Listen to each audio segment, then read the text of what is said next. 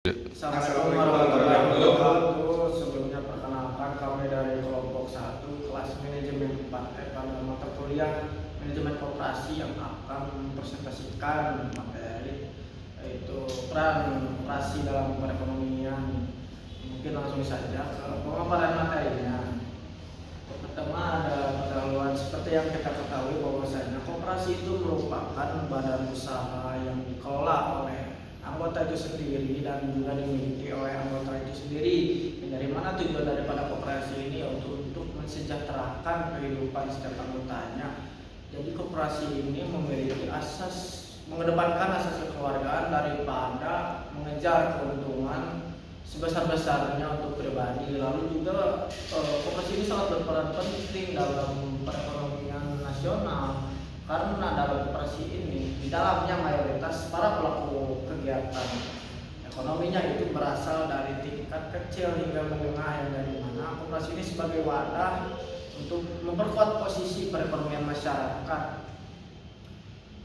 Selanjutnya mungkin ada pun landasan hukum daripada koperasi ini. Yang pertama sudah tercantum dalam Undang-Undang Nomor 25 Tahun 1992 Pasal 3 yang menyatakan bahwasanya tujuan daripada koperasi ini untuk memajukan kesejahteraan anggota pada khususnya dan masyarakat pada umumnya, yang artinya dalam koperasi ini tidak hanya memajukan kesejahteraan pada anggotanya saja, tetapi juga secara tidak langsung ikut mensejahterakan masyarakat pada umumnya dan juga membangun tatanan perekonomian nasional yang berlandaskan pada Undang-Undang Dasar 1945 dan juga Pancasila.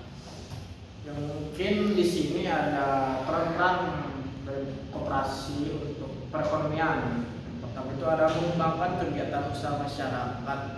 Contohnya ketika seorang petani membeli peralatan pertanian daripada koperasi dengan harga yang lebih terjangkau, otomatis kegiatan daripada pertanian tersebut akan meningkat. Ketika perekonomian si petani itu meningkat, akan mensejahterakan hidupnya lebih baik lagi, dan juga meningkatkan pendapatan anggota melalui SHU. Jadi setiap anggota koperasi mendapatkan SHU atau nilai sisa usaha, dari mana ketika anggota koperasi mendapatkan SHU itu akan mendapatkan pendapatannya. Ketika anggota tersebut mendapatkan pendapatan, otomatis pendapatan yang lebih, otomatis daya beli daripada si anggota tersebut akan lebih meningkat lagi, dan itu akan mempengaruhi roda perputaran ekonomi. Dan juga koperasi ini juga mengurangi pengangguran karena badan koperasi ini juga kan dikelola oleh manusia yang tentunya memerlukan tenaga manusia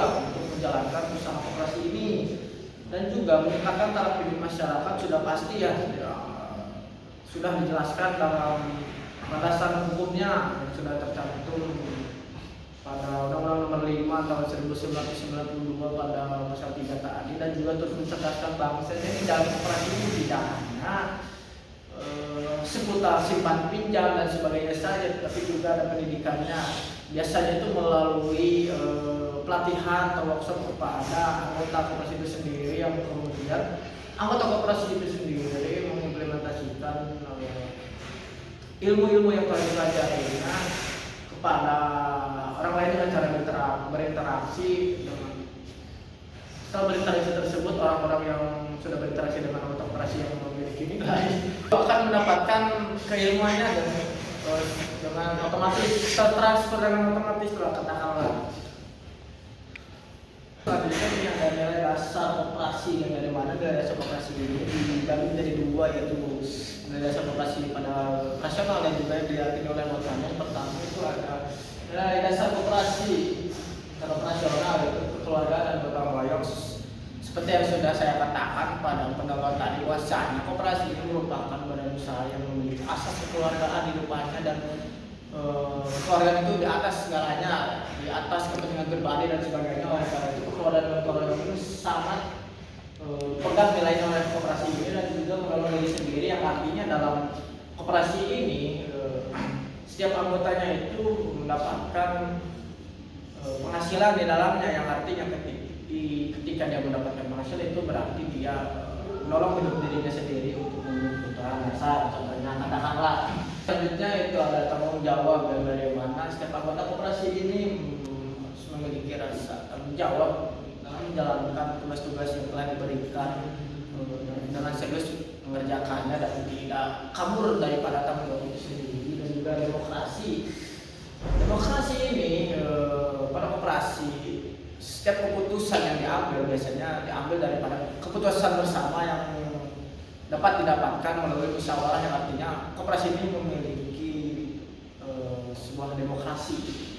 Lalu persamaan dan keadilan, di sini persamaan dalam koperasi tidak ada pembedaan antara siapa yang memiliki modal lebih tinggi dan siapa yang memiliki modal lebih kecil. Dalam koperasi ini biasanya pembagian hasil usaha itu dibagi berdasarkan partisipasi setiap anggotanya. Katakanlah ketika satu anggota berpartisipasi lebih banyak daripada anggota yang lain, itu akan mendapatkan SHU yang lebih banyak. Di situ nilai keadilannya, karena bagaimana adil jika seorang berleha-leha tetapi mendapatkan keuntungan yang sama atau bahkan lebih besar daripada yang lebih capek. Dan kan begitu, di situ nilai keadilannya. Lalu juga kemandirian, di sini koperasi ini badan usaha yang independen yang tentunya tidak ketergantungan daripada pihak lainnya.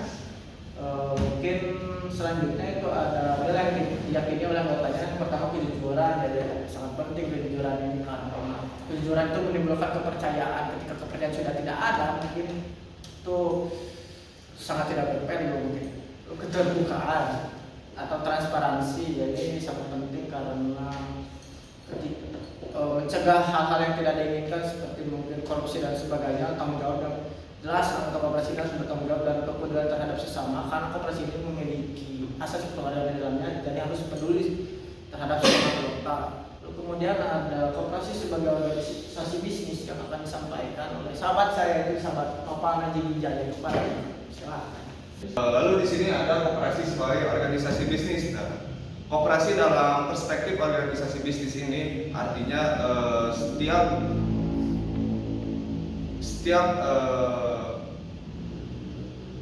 jadi koperasi ini dimiliki dan dikelola secara bersama oleh anggotanya. Jadi dalam organisasi bisnis, koperasi menjalankan setiap kegiatan usaha seperti jual beli, simpan pinjam ataupun jasa. Nah, keuntungannya itu disebut sisa hasil usaha. Lalu sisa hasil usahanya ini dibagikan kepada anggotanya secara adil. Jadi dinilainya itu secara semakin besar partisipasinya kepada organisasi, semakin besar pula keuntungannya untuk diberikan. Lalu koperasi sebagai organisasi bisnis ini berorientasi pada kesejahteraan anggota. Nah, lalu di sini ada karakteristik dari koperasi. Yang pertama, koperasi ini dimiliki oleh anggota. Anggotanya itu anggota yang bersifat sukarela dan terbuka. Jadi siapapun bisa masuk kepada koperasi asalkan dapat bertanggung jawab dan lain-lainnya. Lalu pengelolaannya bersifat demokratis. Jadi setiap hasil keputusannya ini diserahkan kepada seluruh anggota dan bersifat terbuka. Lalu pembagian SHU berdasarkan partisipasi. Nah, seperti yang tadi dijelaskan bahwa semakin besar partisipasinya, SHU-nya ini akan semakin besar juga. Jadi koperasi ini bersifat adil. Lalu modal bersumber dari anggota. Nah, sumber daripada modalnya ini patungan daripada anggota. Lalu yang terakhir bersifat mandiri dan kekeluargaan. Nah, koperasi ini lebih mementingkan internalnya terlebih dahulu, karena koperasi ini bersifat independen, dan kekeluargaan yang dimaksud yaitu saling gotong royong, saling merangkul, saling apapun itu. Nah, lalu yang selanjutnya jenis-jenis koperasi yang akan disampaikan oleh sahabat Bapak. Padanya dipersilakan.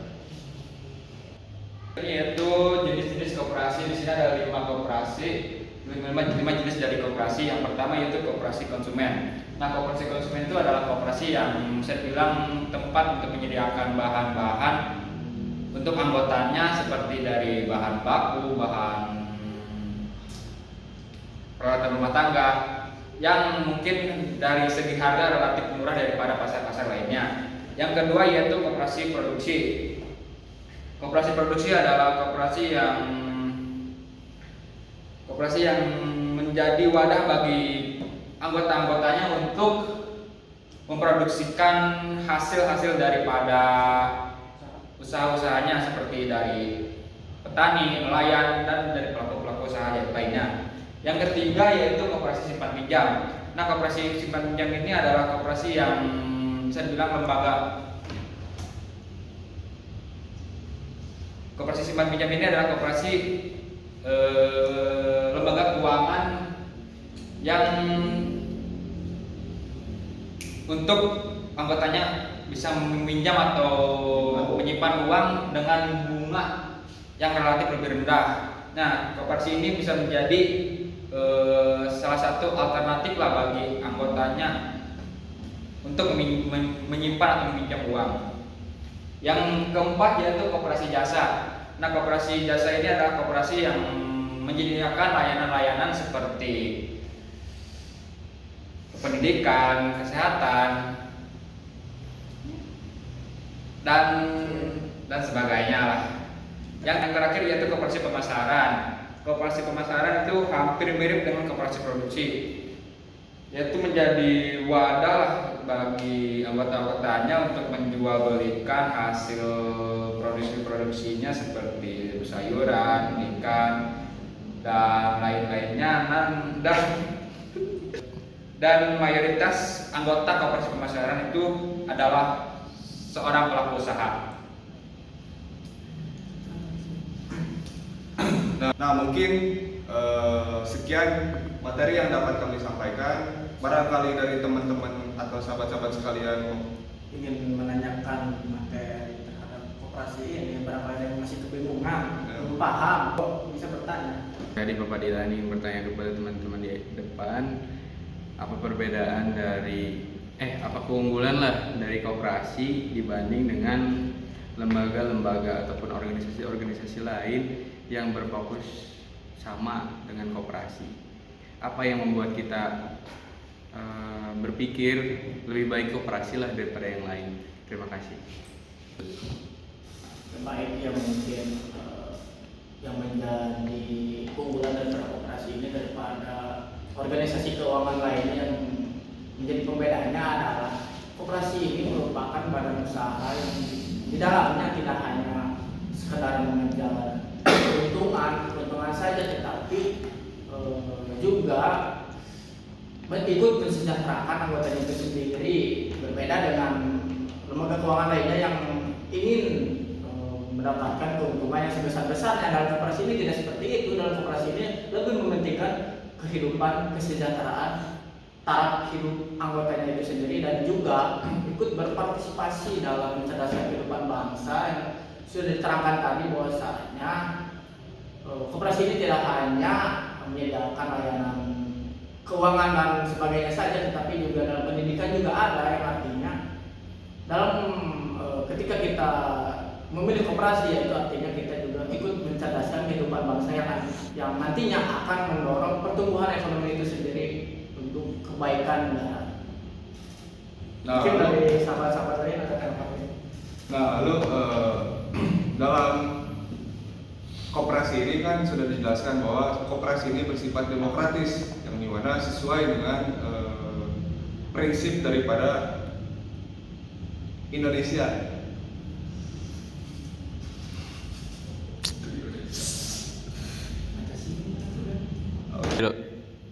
Nah, seperti yang teman-teman atau sahabat-sahabat juga tahu bahwasannya koperasi ini bersifat demokratis, yang dimana sesuai daripada apa yang dijelaskan daripada Pancasila.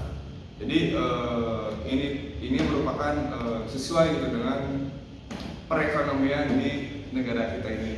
Nah, mungkin cukup sekian sesi diskusi yang kami buka.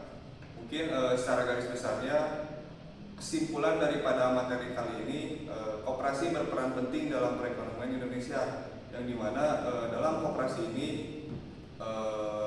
selalu mengutamakan kesejahteraan anggotanya terlebih dahulu dibandingkan keuntungan. Lalu koperasi ini berlandaskan prinsip kebersamaan dan demokrasi. Nah, mungkin sekian kesimpulan dari kami. Kurang lebihnya mohon maaf. Wassalamualaikum warahmatullahi wabarakatuh.